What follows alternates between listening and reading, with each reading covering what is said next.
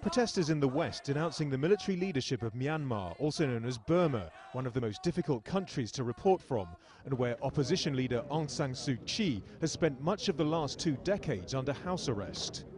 For impartial information, the Myanmar population look to the outside world, like the Democratic Voice of Burma run by exiles based in Norway. Now one source in their own language could be under threat. The BBC World Service has reportedly been warned by Britain's Foreign Ministry, which funds it, that its budget could be cut by a quarter next year.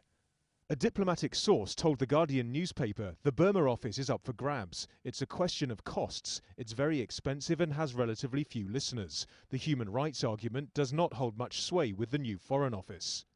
Of course, the BBC World Service wouldn't agree. Their own figures suggest that around 8 million people listen to the Burmese service broadcast from their famous Bush House headquarters. That's around 1 in 4 adults in Myanmar. Any details of cuts at the World Service should be known after the coalition government spending review next month. For now, the Foreign and Commonwealth Office is simply saying any proposal to open or close a language service requires ministerial approval, and it's stressing no such approval has been sought or given. Some, though, believe any cuts would send the wrong message.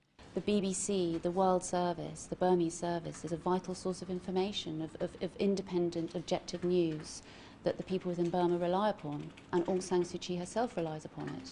The Burmese regime have been criticizing BBC almost every day on their newspaper, talking about don't trust the BBC, Burmese service, don't rely on their news stories.